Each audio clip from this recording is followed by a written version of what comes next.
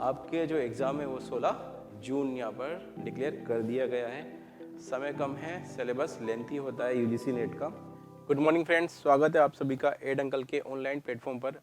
और जैसा कि फ्रेंड हम आज देख रहे हैं कि जो बच्चे जून की जो यूजीसी नेट है उसकी तैयारी पे लगे हुए हैं और वेट कर रहे थे कि कब एनटीए अपना जो फॉर्म है उस फॉर्म फिल करने के लिए जो नोटिफिकेशन जारी करेगा, तो बिल्कुल आप देख लीजिए कि एनटीए ने अपना जो यूजीसी नेट जून 2024 का है रजिस्ट्रेशन फॉर्म वो यहाँ पर फिल करने के लिए नोटिफिकेशन जारी कर दिया है। और कई बच्चे जो ये जिसका वेट कर रहे थे कि कुछ चेंज होने वाला था कि यूजीसी यहाँ पर जून वाले पे एग्ज़ाम में कुछ बदलाव करेगा, तो बदलाव बिल्कुल यहाँ देखने को मिल रहा है कि जैसे हम फ्रेंड पहले देखते थे कि एनटीए जो यूजीसी नेट में दो कैटेगरी में यहाँ पर होता था, जैसे कि जेआरएफ और नेट असिस्टेंट प्रोफेसर के लिए।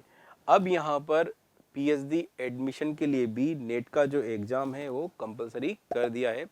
यानी अब आपकी जो इस बार जो परसेंटेज हम देखेंगे वो 3 कैटेगरी में डिवाइड होगी, यानी जेआरएफ, नेट और पीएचडी एडमिशन के लिए।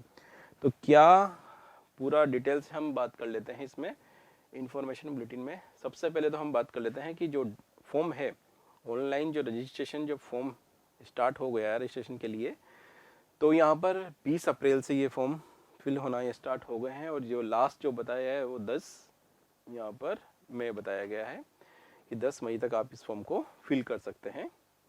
उसके बाद आप देख लीजिए यहाँ पर कि जो फीस है last date of successful transition of examination fees, तो उसके लिए बताइए 11 मई से 12 मई के यहाँ पर। और फिर देख लीजिए कि क्या आपसे फ़ीस यहाँ पर ली जाएगी। जनरल है उनके लिए यहाँ पर 1150 रुपये रखे गए हैं। ईडब्ल्यूएस ओबीसी नॉन क्रीमिलियर के लिए यहाँ पर 600 रुपये है और एससी एसटी और पीडब्ल्यूडी थर्ड जेंडर के लिए यहाँ 325 रुपये फीस रखी गई है। उसके बाद कुछ क्या करेक्शन करना है, कुछ गलती हो जाती है फॉर्म में, तो उसके लिए करेक्शन के लिए यहाँ पर आपको बताया कि 13 मई से 15 मई के बीच आप उस फॉर्म में यहाँ पर करेक्शन कर सकते हैं। आगे उस देखिए फ्रेंड कि जो एग्ज़ाम की जो डेट है तो वो यहाँ पर 16 जून बताई गई है और जो टाइमिंग होगा आपका कि ड्यूरेशन ऑफ एग्जामिनेशन वो होगा आपका 180 मिनट्स का, यानी 3 घंटे का आपका पेपर होने वाला है। पेपर फर्स्ट और पेपर सेकंड, यानी 2 पेपर आपके होंगे। और फ्रेंड्स इस बार थोड़ा सा ध्यान रखना कि आपका जो ये एग्ज़ाम होने वाला है जून का, ये होगा आपका ऑफलाइन मोड में, यानी वही ओमार जो बेस्ट एग्ज़ाम आपका यहाँ पर होने वाला है। पहले जो एनटीए था वो आपसे ऑनलाइन टेस्ट लेता था, लेकिन इस बार आप देख लीजिए कि ये आपका ऑफलाइन होने जा रहा है। आगे फ्रेंड्स हम बात करते हैं, देख लीजिए यहाँ पर कि जो आपके लिए अब इस फॉर्म में है क्या स्पेशल, कुछ खास क्या है और आपको ध्यान क्या चीज़ें इसमें रखनी है फॉर्म फिल करते हुए। कि जैसे ही आप इस फॉर्म को फिल करोगे तो आपको यहाँ पर 3 कैटेगरियाँ यहाँ पर मिलेंगी।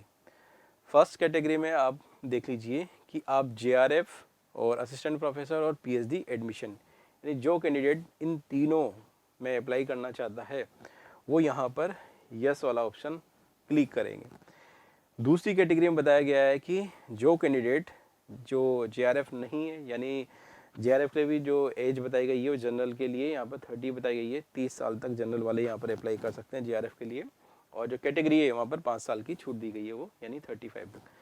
तो जो सेकंड कैटेगरी में आ रहे हैं जिनका जेआरएफ नहीं हो पाएगा तो वो यहाँ नो, और उसके बाद असिस्टेंट प्रोफेसर में यस, और पीएचडी अगर करना चाहते हैं तो वहाँ पर यस कर लेंगे।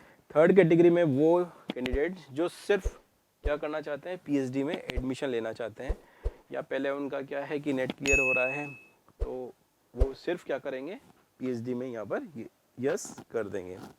तीनों का आप देखना कि तीनों का इस बार कट ऑफ अलग अलग आने वाला है। ठीक है फ्रेंड्स, आगे देख लीजिए यहाँ पर। तो फॉर्म फिल करते हुए आप इस चीज़ का ज़रूर ध्यान रखना। UGC net June 2024 mode of examination वही देख लीजिए आप यहाँ पर कि ओमार बेस्ड यहाँ पर होने वाला है कि ऑनलाइन एग्ज़ाम नहीं होगा। फॉर्म जरूर ऑनलाइन फिल हो रहा है लेकिन एग्ज़ाम इस बार ऑफलाइन ही आपका यहाँ पर होगा। पैटर्न ऑफ एग्जामिनेशन की हम बात करें तो यहाँ पर वही आपका, इसमें कोई चेंज नहीं किया गया है। यहाँ पर वही आप देख लीजिए कि 100 मार्क्स का है फर्स्ट पेपर, 50 क्वेश्चन यहाँ पर, और सेकंड वाला पेपर यहाँ पर 200 का है और 100 क्वेश्चन यहाँ पर होंगे। टाइम वही 3 घंटे आपको दिए जा रहे हैं, 180 मिनट्स का यहाँ पर है। कोई यहाँ पर आपको देख लीजिए कि ब्रेक नहीं होगा दोनों पेपर के बीच में, कंटिन्यू पेपर है। फर्स्ट वाला पेपर वही आपका यहाँ पर हम देख रहे हैं, रिसर्च टीचिंग एप्टीट्यूड की बात कर लें, रिसर्च एप्टीट्यूड की बात कर लें, कॉम्प्रीहेंशन हो गया, रीडिंग कॉम्प्रीहेंशन हो गया, इस तरह के वही जो पेपर आपका यहाँ पर आ रहा था उसी से यहाँ पर रिलेटेड यहाँ बताया गया है। सेकंड पेपर में वही आपका जो मेन पेपर, जो डोमेन में आप सेलेक्ट करोगे वही यहाँ पर आपसे पूछा जाएगा। सिलेबस की हम बात करें तो सिलेबस में कोई चेंजेस नहीं है। जो सिलेबस आपका अभी तक यानी एनटीए ने जो लास्ट एग्जाम लिए हैं वही सिलेबस यहाँ पर रखा गया है, और उसके लिए आप जो इनकी मेन साइट है वहाँ जाकर इसको डाउनलोड कर सकते हैं। मीडियम ऑफ क्वेश्चन पेपर आप देख लीजिए कि क्वेश्चन पेपर आपके वही बाइलिंगुअल होगा, हिंदी में और इंग्लिश में। हाँ, जो लैंग्वेज वाले पेपर हैं उसमें सिर्फ आपको ये ध्यान रखना है कि लैंग्वेज वाला पेपर वो लैंग्वेज में ही होगा, जैसे आप हिंदी लेते हैं तो वो हिंदी में ही आएगा। उसके अलावा पूरा पेपर बाइलिंगुअल होगा यहाँ पर। आगे हम बात करें फ्रेंड्स, मार्किंग देख लीजिए कि ईच क्वेश्चन, हम प्रत्येक प्रश्न की बात करें तो वो 2 नंबर का होगा, जो पहले भी हुआ करता था, इस बार भी वो 2 नंबर का ही है। और यहाँ पर वही नो नेगेटिव मार्किंग होगी, यानी कोई क्वेश्चन आपका गलत होता है तो उसके लिए कोई नेगेटिव मार्किंग नहीं रखी गई है। आपको सभी क्वेश्चन यहाँ पर सोल्व करने हैं। आगे बात कर लेते हैं यहाँ पर एलिजिबिलिटी क्राइटेरिया। तो इसमें हम देखते हैं कि जनरल जो कैंडिडेट हैं उन कैंडिडेट के लिए पीजी में यहाँ पर 55% यहाँ पर रखा गया है कि जो कैंडिडेट ने पीजी कर रखा है तो जनरल वाले हैं तो उनके लिए 55% मार्क्स होने चाहिए। साथ ही में जो रिजर्वेशन है कैटेगरी वाले हैं उनके लिए यहाँ पर 5% का दिया गया है छूट, तो 50% उनके वहाँ पर मार्क्स होने चाहिए।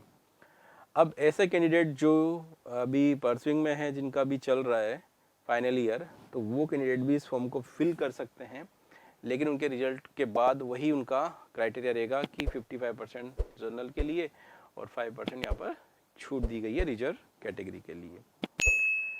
आगे फ्रेंड हम बात कर लेते हैं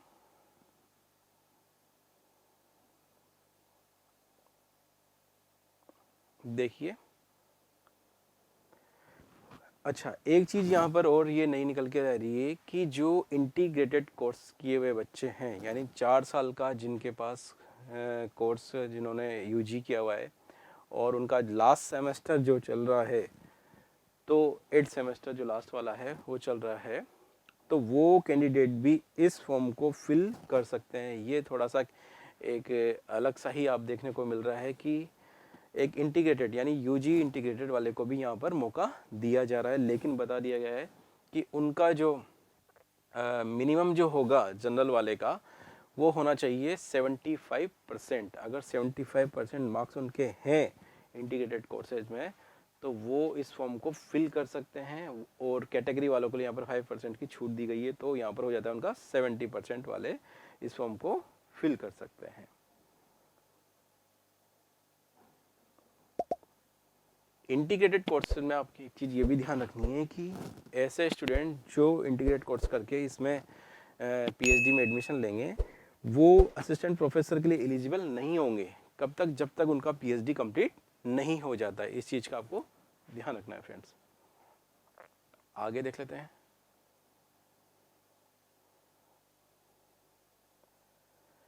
एज लिमिट की हम बात कर लें। अभी मैंने बताया भी था आपका कि आपका जो जेआरएफ है वो जनरल वाले के लिए यहाँ पर बता दिया कि 30 साल है, और यहाँ पर जो रिजर्व कैटेगरी है जिसमें हम बात कर लें ST, SC, OBC, non creamy layer, PWD या थर्ड जेंडर की, तो वहाँ पर वही 5 साल का यहाँ पर यानी 35 उनके लिए हो जाता है।